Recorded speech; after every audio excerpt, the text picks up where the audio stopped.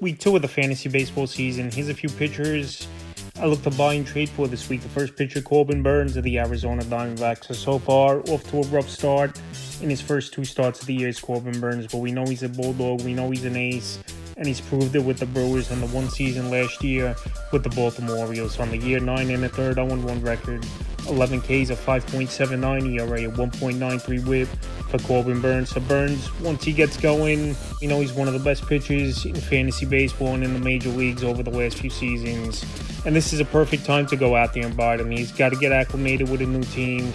Obviously, he's got to get acclimated to a new division with great teams as well, with the Los Angeles Dodgers, San Diego Padres. And I think Burnes, like I said, it's just a bad start, and he'll turn it around April 1st at the Yankees, 4 1/3, no decision, 4 hits, 2 runs, 3 walks, 8 Ks. And April 6th at the Mets, an uncharacteristic start in that one versus middle of the pack offense. 5 innings got the loss, 7 hits, 4 runs, 4 walks, 3 Ks in that ball game. Walks have been up the first 2 outings for Corbin Burnes this season. But like I said, he's a solid pitcher. We know he's got ace stuff, and I don't think in 1 year he's going to fall apart that quickly as Corbin Burnes. So like I said, right now that he's struggling in his first 2 outings of the season, and April 12th will be his next start. He's penciled in his former teams, the Brewers. I think Burnes bounces back, and this is a time to buy him low, because if he goes out there, let's say, and pitches 7 innings, 10 Ks, 1 or 2 run ball, obviously the value's back up, and the Burnes fantasy owner as well will be confident that he's back and he's getting things going. The next pitcher is Tanner Houck of the Boston Red Sox. Tanner Houck last season turned his career around with a great year and a career season for the Boston Red Sox. 178 2/3, a 9-10 record, 154 Ks, a 3.12 ERA, and 19 quality starts last season. But so far this year, he's been batting practice early going, 9 2/3, 0-1 record, 8 Ks, a 6.52 ERA, 1.76 whip on the season for Tanner Houck. But Houck, like I said, last year was a great year for him. He's got good stuff. And just some of these pitchers out of the gate, they're off to slow starts where they didn't go hard in spring training, and they're still kind of in that spring training mode, trying to get their mechanics down, trying to get the velocity on the pitches down as well in location. I think that's what we're seeing early on in the season with some of the pitching around the league. March 28th at Texas, 5 2/3, got the loss. 7 hits, 4 runs, 3 walks, 2 Ks. And April 3rd at the Orioles, 4 innings, no decision.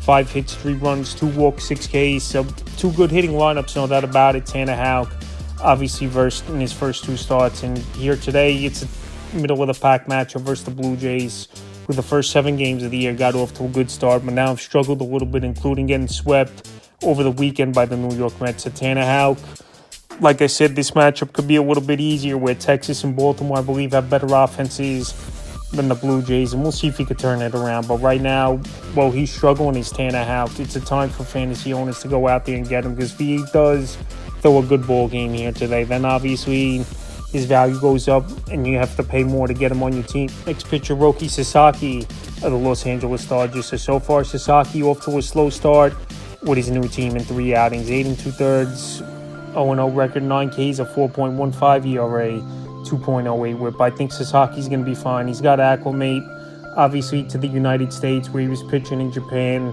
And he's a young player as well, but with guys like Shohei Ohtani and Yamamoto, friends and obviously countrymen, teammates out there as well in Japan, I think he's going to get comfortable as the weeks go on. We know the Dodger team won the World Series last year. Once again, I believe this year they're going to get there, or at least close once again. And Sasaki, he'll get the run support and he'll get acclimated. We saw last season Yamamoto, he got off to a slow start, and then once he kicked it into gear, and we've seen it especially the start of this season, he's been a great pitcher, is Yamamoto. So I think Sasaki could follow the same trend that Yamamoto's going in. Right now, it's just going to take a little bit of time, and you could get him on a big discount where he really hasn't shown much in his first 3 outings. Obviously, is Roki Sasaki. March 19th at the Cubs, 3 innings, no decision. 1 hit, 1 run, 5 walks, 3 Ks. Those games in Japan. March 29th versus the Tigers, 1 2/3, no decision. 3 hits, 2 runs, 4 walks, 2 Ks.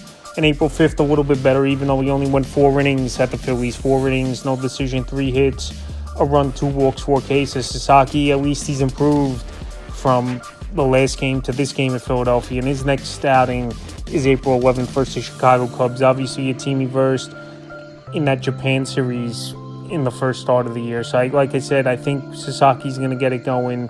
The Dodger team now, I know they've lost 3 in a row, a little bit on a tailspin, but like I said, they're going to be a contender, possibly win the World Series once again with all this talent on the team. And I think Sasaki really could kick it into gear May and June, where he's still getting the feel of things and getting acclimated to obviously the major leagues. Next pitcher, Bryce Miller of the Seattle Mariners. Bryce Miller last year was a good year for him.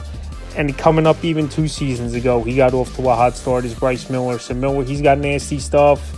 And I think he's one of the more underrated pitchers in all Major League Baseball. In the season for Miller, though, 11 innings, 0-2 record, 8 Ks, a 5.73 ERA, 1.64 whip. So the one thing with Miller, he didn't even average a strikeout per inning last season. That's going to be the only bad thing with him, I believe. But he was 12-8 in 180 in the third, 2.94 ERA, and 18 quality starts last season. But like I said, so far this year, it hasn't been good for Miller. He's off to a slow start, but he's going to get things going. And the other thing is, though, we know the Seattle offense isn't great, and run support could be trouble for Miller at times. Pitcher's ballpark, obviously, in Seattle, which obviously is a good thing for Miller.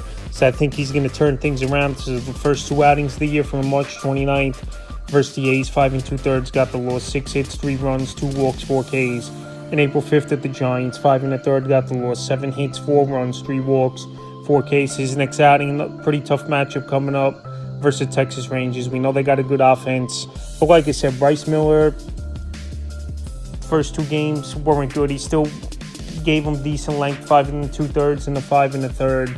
And it's just about getting the walks under control, obviously, and getting that ground ball pitch going, which obviously has been his go-to throughout his career in the early going, is Bryce Miller. So right now, while he's struggling and the command's been off a little bit with 5 walks in his first 2 starts, he's definitely a pitcher to go out there and buy this week. And the final pitcher I look to buy and trade for is Tanner Bibee of the Cleveland Guardians. Tanner Bibee, I was big on him last season. I know it was a mixed bag of results last year in his first full season in the major leagues.